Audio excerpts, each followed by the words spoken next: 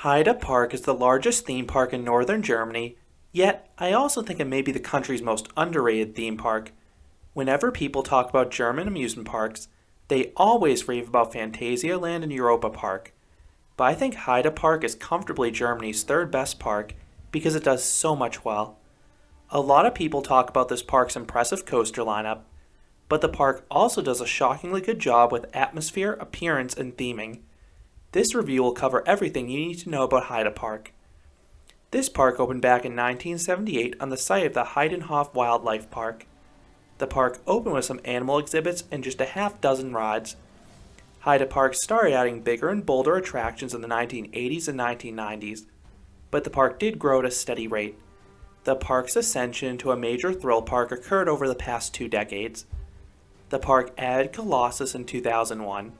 This record-setting wood coaster has served as the park's signature attraction ever since.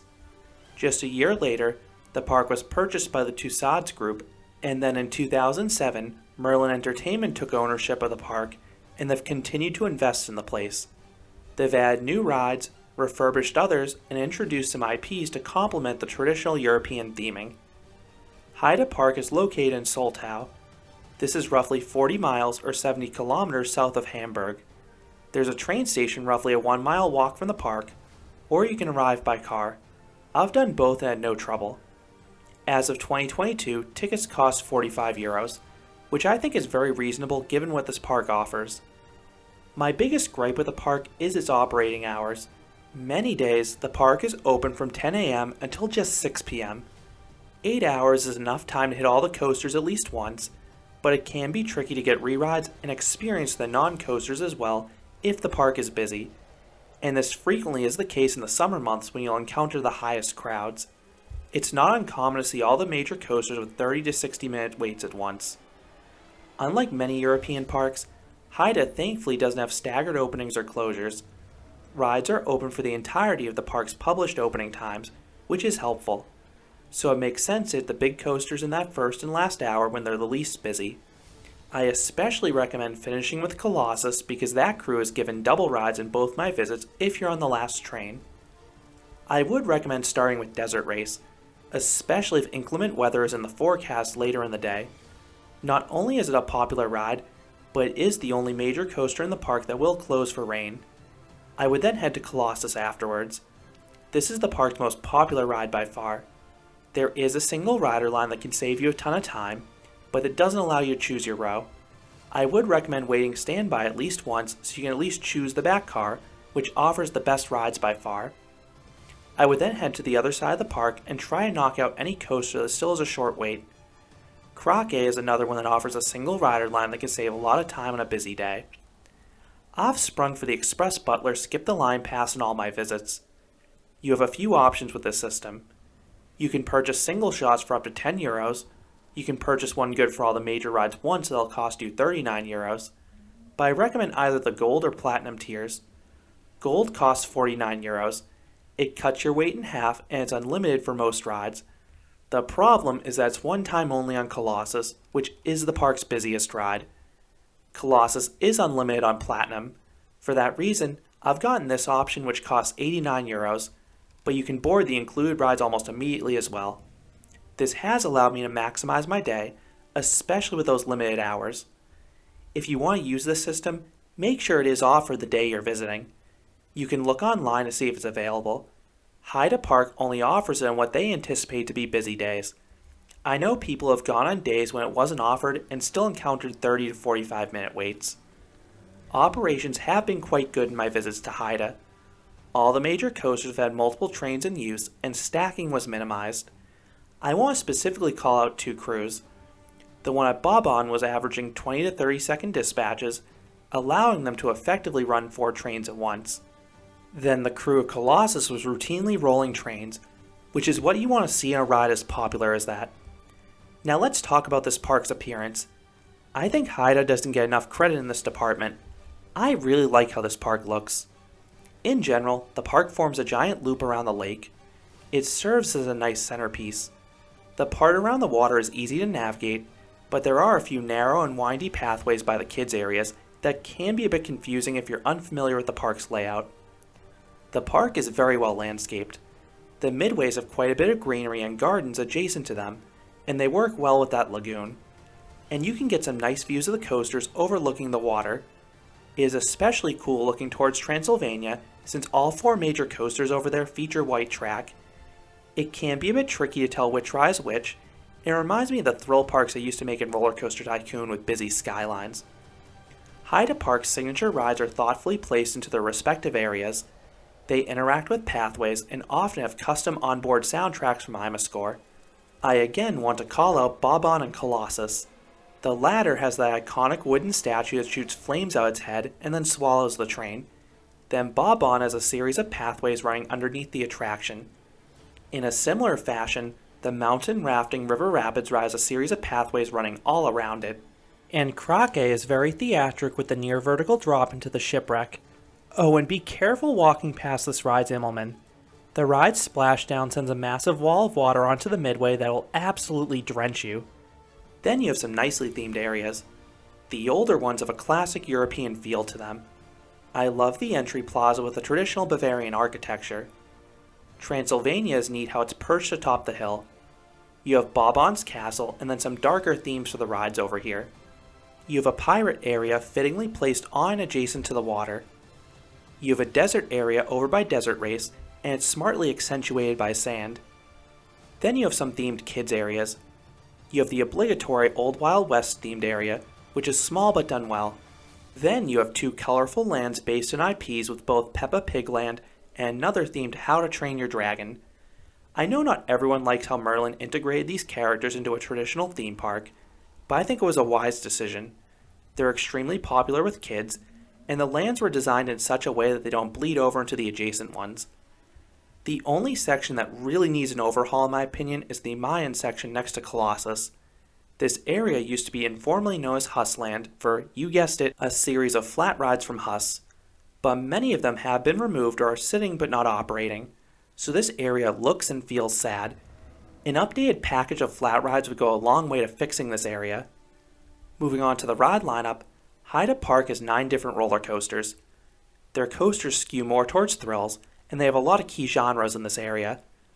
They haven't gotten a new coaster in nearly a decade, which is quite the gap for this park, but I think that may be related to how much the park spent to refurbish Colossus. It cost over 10 million euros to give the coaster a complete retrack and add some new theming elements, but it was well worth it for the park's star attraction. The original Intamin prefabricated Woody is the park's tallest, fastest, and longest coaster, and it's now smoother than most steel coasters. The first half is very similar to El Toro. The first drop and 2 camelbacks have some serious ejector airtime, particularly if you're in the back car. The middle section also has a bit of a lull like El Toro, particularly during the pace-killing helix, but the finale has some floater airtime on the final bunny hills with that awesome visual of the fire monster. I have an entire review on this coaster, but those first few hills really make the ride elite for me. Flug der Damen is the best Balzer and Mabillard wing coaster I've experienced, and it's not even close. This ride does some of the stuff you'd expect of the model. It has some near misses, you have some great inversions, most notably the wing over drop, and the one-of-a-kind demonic knot that feels like 2 off-axis 0G rolls back to back. Then this ride has shockingly good pacing.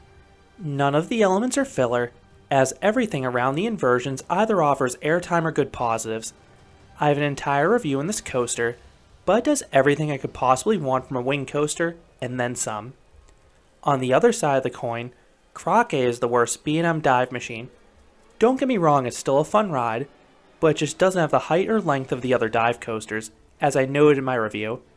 It still has a satisfying drop with plenty of floater airtime. Then there's that amazing tunnel. You then have a solid Immelman and a bunny hill with some weak floater airtime, but that's it. Desert Race is one of the smallest Intamin accelerator coasters, but it still delivers a fast-paced and dynamic ride experience. The hydraulic launch still packs a wallop as you're yanked down the track. Then you have a series of low turns and S-hills that alternate between good positive Gs and pops of ejector airtime. Some may find the ride a bit repetitive, but the sustained speed and elements make the ride quite enjoyable for me, as I said in my review. Then the park has 2 older Vekoma loopers. Big Loop is a quadruple looping coaster that's a mirror image of Canada's Wonderland's Dragonfire. This one feels a bit faster and smoother though. You get some nice airtime on the drop, and then the highlight is still the forceful vertical loops you take back to back. Limit will push you to your limits. This Vekoma SLC is brutal. The ride is littered with headbanging, which ruins an otherwise intense layout. Bob Bon is the park's best family coaster, and what I think is the world's best bobsled, as I said in my review. Built by Mack, this ride has the familiar turns and helixes, but this one is neatly located on a hillside. You pick up some serious speed halfway through the ride as you keep dropping further and further down the hill. Then the park has two smaller coasters. Groton Blitz is a Mack-powered coaster. No thrills here, but it has some fun visuals as you go through a cave and past some trees and statues. Indy Blitz is a true kiddie coaster. Built by Zier, this is a mirrored clone of the famous dog fart coaster at Bon Bon Land. Adults are allowed to ride, even without a child, and it's smooth enough too. On that note, let's talk about the offerings for kids. You have the three aforementioned kids areas, and they're placed right next to each other. It's nice how each one has its own fully fleshed out theme. Then you have a large quantity of rides, many of which can be enjoyed by kids and parents together. Most of the park's current flats are designed for kids. The park used to have a more extensive flat ride lineup, but they removed 6 of their better ones between 2016 and 2018. Now it's probably a weakness for the park because they don't have many for adults, and I'd love to see some investment here. But there are 2 I want to highlight. One is Magic, which is this weird suspended breakdance from Huss. The other is Scream, which is a unique Intamin gyro drop. Haida Park used to have 2 observation towers. One was removed before the 2022 season, and the other was converted to Scream.